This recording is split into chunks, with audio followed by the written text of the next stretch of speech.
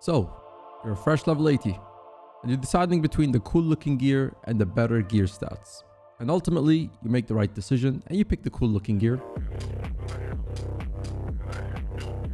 Just kidding.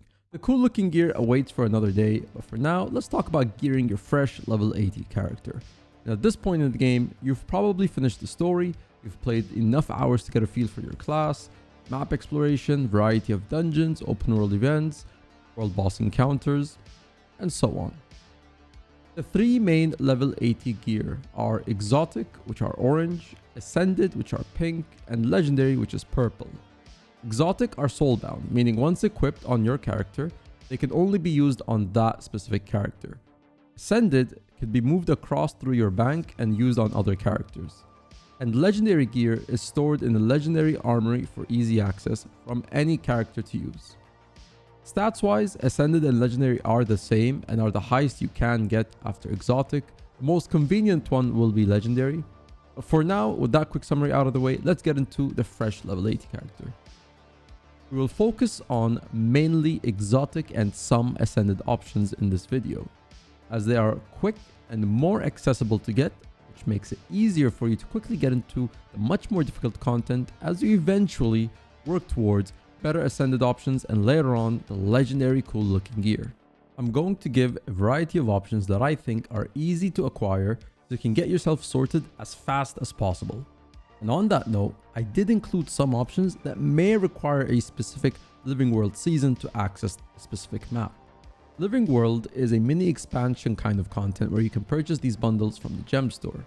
These maps normally require the story to get into, but you can use an item called a teleport to friend found on the gem store, and this allows you to port to a friend in that map to access them without ever doing the story. This all depends on you, if you feel seeing the map as a spoiler in itself or not. Otherwise, these are more options for you to quickly gear up. So let's start with armor. Option 1 is very easy. You can buy some good exotic gear from the trading post. Look for the named armor options and do not buy the exotic gear with the stats as their name. These are much more expensive. The named ones will only cost you a few gold. Option 2. Bladed armor from Heart of Thorns. This one can be acquired from the first map of the Heart of Thorns expansion, Verdant Brink. This armor requires the map currency and a specific mastery called Itzel language, so you can talk to these frog vendors. You could also get the whole armor in one box if you reach level 4 participation in this map's meta event. This armor is really good because you could actually select the stats that you want. Option 3, the Warlord armor. This armor can be done by either completing the PvP or World vs World reward track for it. You simply make it your active reward track and grind away. It does require that you get bronze level chest participation each week in World vs World. Likewise in PvP, it requires you to achieve 8 levels of chest rewards. Basically, you do need to play for some time to get the whole set, but this armor is ideal for those people who love those competitive game modes. And again, they are stat selectable. Some bonus options over here. You can get a helmet from the trading post called the Ice Golem's Maw Box. This is a reward that drops from later content in the game. It is stat selectable exotic and you can pick which armor class you need for it. It's a pretty cool skin. We also got the Ebon Vanguard Shoulders, also from later content in the game, stat selectable and very nice. That will do for the armor choices for now. Also note, as I mentioned, exotic gear is soulbound, meaning once equipped on a character, it can only be used on that one. A bit unfortunate, but it's nothing to worry about as a first time player. Eventually you work towards Ascended, which can be used across any. Armors also require an upgrade called Runes. They can be purchased from the trading post. Simply find the one that you need and equip it on your armor. If your armor already has a rune, the new one will destroy and replace it. And if you need a place to find some good builds, check out heartstock.gg. There are a variety of builds from open world to instance content and much more. Link in the description below. Moving on to weapons. This was probably the hardest one to write for, which also tells me we need more weapon options. But let's start with the easiest one here. You can search for exotic weapons on the trading post. Try to go for the less expensive ones, and you can also filter by stats so you can only get the ones that you want. Most of these weapons will come with their own sigil, which is the upgrade enhancement for weapons, similar to how runes work for armor. Another option is the weapon you get from unlocking a new specialization. Now these come with their own predetermined stats, so they might not have the one that you want. Let's move to another option. Doing the Knight of the Thorn achievement quest. Now this is unlocked after the Heart of Thorns expansion story is completed. You'll have a task to go do stuff around the game, and the reward is that you get to choose any of the following ascended weapons below, and you can also select your stats as well. Next up, search for the Iron Legion weapons on the trading post. These are from content related to Living World Season 5, also known as the Ice Boot Saga. Now they don't have every weapon option, so if yours is not listed here, another way is just doing the first 3 strikes from the IBS Living World. You access these strikes in the Eye of the North map. It's very easy to do the first 3 strike missions of the Ice Boot Saga. They're supposed to be very introductory kind of content into 10-man group content. Find a group on the LFG or make one yourself. You could also join a guild or community as well and make some friends. If you need a community, join us at discord.gg/hardstack. Got plenty of people ready to help you out, also included in the description below. So these strikes drop crystals, which can be traded at this merchant here for you to purchase ascended weapons. Now these shouldn't take too long, I reckon about a week or so is enough to get them. Now the weapons for some reason don't have all the stat options, which is weird because the armor options do in the same vendor. So you could also just get full ascended armor here doing these 3 strikes. Now another option, which skips ahead quite a lot for these weapons, again only for those who don't mind, you could also do the End of Dragons expansion strikes. They're a bit harder than the ones I just mentioned below for Ice Boot Saga, but the weapon options are better because they are stat selectable. So basically, Ice Boot Saga strikes are good for armor and some weapon options. EOD strikes are good for weapons. Last note on sigils, just like armor, if your build requires a specific sigil, you can purchase one from the trading post and equip it onto your weapon. If there's already a sigil on the weapon, a new sigil will simply destroy and replace the previous one. Alright, next let's look into your trinkets. These are found over here in your hero panel. Your trinket slots require 2 rings, 2 accessories, 1 amulet, and 1 backpiece. I'm going to suggest only ascended options here because it's simply not worth getting exotics for these. Some trinkets may overlap on certain maps, so you may see me mention the same map multiple times, so just bear with me. Starting with Amulet, this one is easy. Option 1, you can purchase an amulet from a laurel merchant. Laurels are a currency you can easily acquire by simply completing a full monthly login cycle.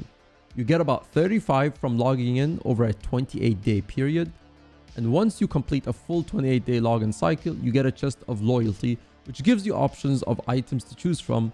Normally you want to prioritize the legendary items chest, but for this you will need the laurels chest. It gives you 20 laurels. 35 and 20, that gives you 55 laurels. You can now go to this merchant in Lion's Arch by this waypoint and purchase yourself an amulet. It costs 30, so you'll have 20 laurels to spare, which could be used to buy one of the rings later on. Option 2 for amulet. These are from the Living World Season 3 maps. You can get an amulet by doing map events in Bloodstone, Lake Doric, Draconic Mons, and Siren's Landing. These maps require a map currency, so you can purchase items from the vendor. Each map has its own vendor that you can talk to purchase an amulet. Option 3, going to Dragonfall, which is a map found in Living World Season 4. To unlock the vendors in this map, you first need to do 10 events in the map itself, just helping in different parts of the map. You can actually get 250 Mistborn motes, one of the currencies needed to purchase trinkets from these vendors, by completing an achievement called Return to Dragonfall, which often just involves doing stuff in this map anyway. This map might require some hours. It does give great rewards to make up for it, but if you feel it could be way too difficult for you, you could definitely pass up on this. Alright, now let's move on to the accessory. We got 2 slots to fill. Note that you cannot equip the same accessory for both slots. Each one requires a unique accessory. Option 1.